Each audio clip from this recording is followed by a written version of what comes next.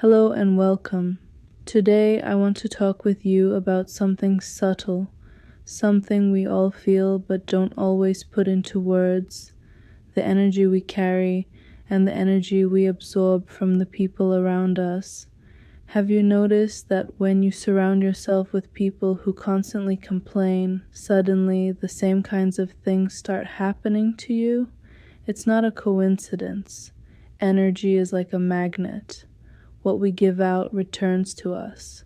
Someone who lives in constant complaint radiates negativity, and by doing so, they keep inviting more of it into their life. If you spend enough time in that atmosphere, you begin to feel it too. You start to echo the phrases, repeat the doubts, and before you know it, their weather becomes your weather. It settles on you like dust, quiet and unnoticed, until you realize you're carrying it yourself. But here's the beautiful truth.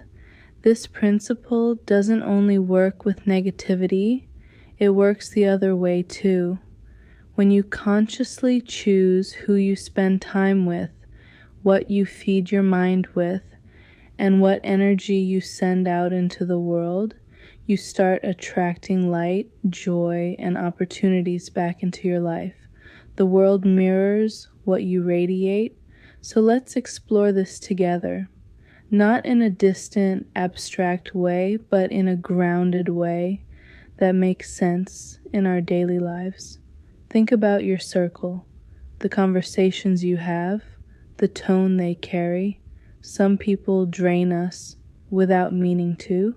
Complaints, criticism, endless, this won't work. It doesn't mean they're bad people. Often they're simply trapped in their own cycles of worry, but you don't have to live in their cycle. Ask yourself, after spending time with someone, do I feel lighter or heavier? Do I walk away with new ideas or with a tired heart? These are the questions that quietly shape your life, because our relationships are not neutral. They are amplifiers. They either lift us higher or press us down, and this is where awareness becomes power. Once you see it, you can choose differently. You can gently curate your circle, not with harshness, not with judgment, but with care. Care for yourself and care for what you're building in your life. There's another piece to this. It's not only about who you spend time with, it's about what you're radiating too. Because we are not just sponges absorbing energy, we are also transmitters. People feel us, our words, our tone, even our silence. If you make a habit of complaining, you'll notice life keeps giving you more to complain about. It's not magic, it's focus. What you focus on grows. If your mind is tuned to frustration, you'll notice more frustrations. But if you begin even gently to tune to gratitude, to possibility, to curiosity, you'll notice more of those. Life mirrors your attention. That's why choosing your own energy is one of the most powerful acts of freedom you have. You cannot control the weather outside, but you can shape the atmosphere you carry with you, and people feel it. Think of someone in your life who always seems to bring calm, the friend whose presence feels like sunlight, the colleague who looks at challenges and says, "We'll find a way." Being near them shifts something inside you. That's the proof. Energy is contagious, light as much as heaviness. So ask yourself, what am I offering to the room when I enter it? Am I adding weight or am I adding lightness? Am I feeding possibility or repeating fear? This isn't about being perfect or pretending to be happy all the time. It's about noticing your impact. It's about realizing that your tone becomes part of someone else's day. Let's bring this down to simple daily practices. At the end of each day, reflect. What conversation today lifted me? What conversation drained me? Just notice. Patterns will appear. Protect your mornings. Start with something nourishing before you scroll, before you check messages, a quiet moment, a word of gratitude, or simply a calm breath. That morning energy frames your day. When someone starts complaining, pause. You don't have to absorb their words as truth. You can listen with compassion, but you can also redirect with a question. What would you like to see instead? Or what could be a small step forward? These gentle shifts matter.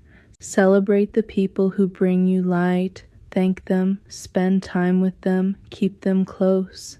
They are not just good company, they are fuel for your soul.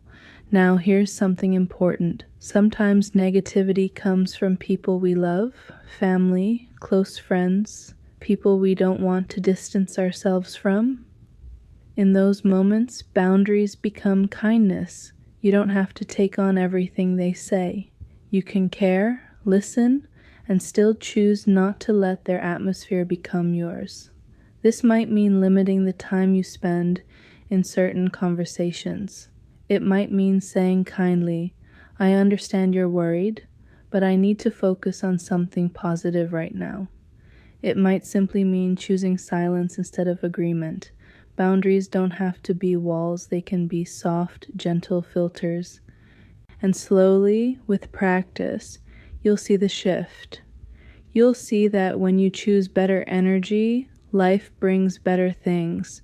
Not because problems disappear, but because your focus changes. Because you carry yourself differently. Because you notice doors opening where before you only saw walls. This is not about denying hardship. Hardship is real, pain is real. But how you hold it, how you speak about it, how you walk with it, that's where energy makes all the difference. Complaining deepens wounds. Gratitude doesn't erase them, but it brings light into the room where healing can begin. So as we close today, let me leave you with one simple thought. Energy is a mirror. What you radiate returns. If you give the world light, you invite light. If you give the world heaviness, you invite heaviness. And so the question remains, what kind of energy are you giving to the world today? Thank you for being here, for listening, for sharing this space with me. Until next time, be gentle with yourself, choose your company with care, and remember, the energy you give out is the life you create.